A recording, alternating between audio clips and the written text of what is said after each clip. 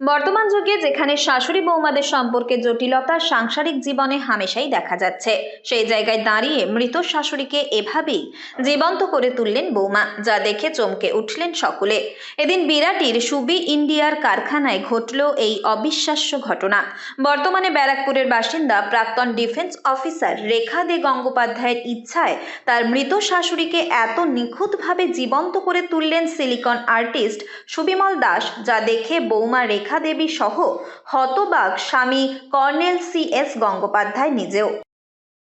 আমাদের মিস্টার সুবিমল দাস এবং ওনার এই সুন্দর শিল্পকলা, যাতে উনি কমপ্লিটভাবে আমার মাকে ফিরিয়ে এনে দিয়েছেন আমাদের এত বছর পরে। মাকে দেখে আমাদের খুবই আমাদের বুক ভরে গেছে।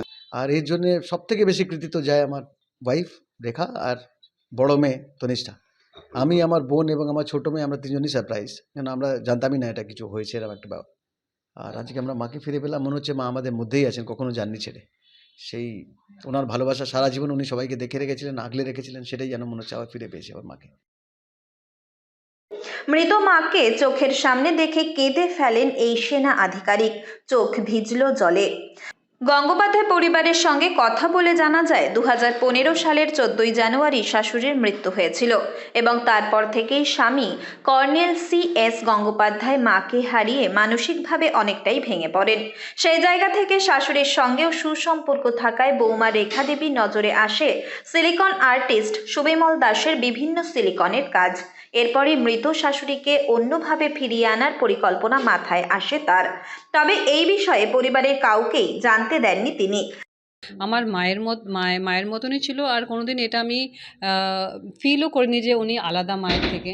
তো সেটা যে আমরা পেয়েছি ওনার কাছ থেকে যে শিক্ষা, সেটা আমরা হয়তো নিতে পেরেছি। আর যে ওনার যাওয়ার পরে আমরা সেটা অনেক মিস করেছি, যে ওনাকে কোথাও একটা আমরা হারিয়ে ফেলেছিলাম কিছুদিন, 10 বছরে।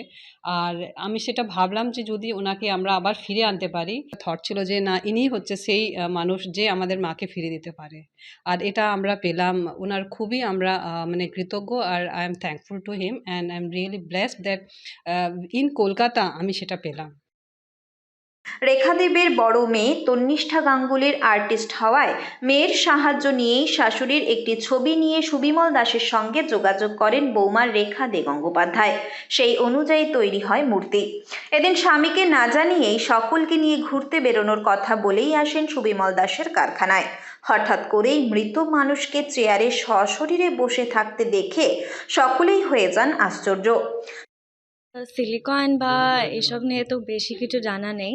আমি আমরা শুধু নর্মালি আর্ট, ওয়াটার কালার্স এইসব নিয়ে আমরা, বাইরের কেউ এটা বলতে পারবে না কি এটা ঠাম্মা নয়। ইনফ্যাক্ট আমার মনিও যখন এটাকে দেখলো, ওটা মনি ভাবলো কি এটা একটা মানুষ বসে আছে এখানে। মায়ের ওইভাবে আর্টিস্টিক ব্রেনটা কাজ করে।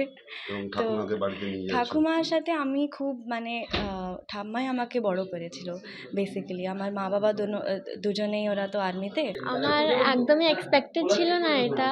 তো যখন আমি এখানে ঢুকলাম, আমার জন্য অনেক বিগ সারপ্রাইজ ছিল এটা, কি অনেক বছর পরে ঠাম্মাকে এমনি দেখা হলো। সুবিমল দাসের নিখুঁত হাতের ছোঁয়ায় সিলিকন মডেলের দীর্ঘ প্রায় 10 বছর আগে মৃত শাশুড়ি হয়ে ওঠেন জীবন্ত, যা দেখে চোখের জল ধরে রাখতে পারলেন না ছেলে সহ গঙ্গোপাধ্যায় পরিবারের অনেকেই।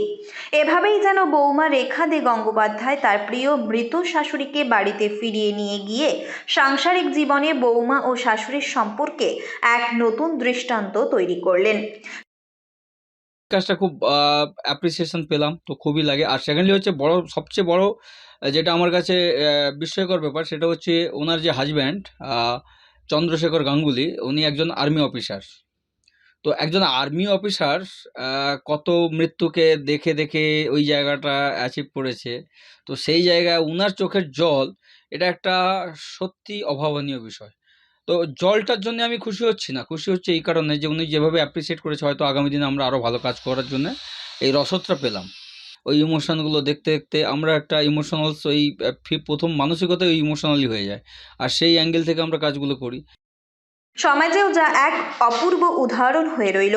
গোটা পরিবারের তরফ থেকে বিখ্যাত সিলিকন আর্টিস্ট সুবিমল দাসকে দেওয়া হয় অসংখ্য ধন্যবাদ।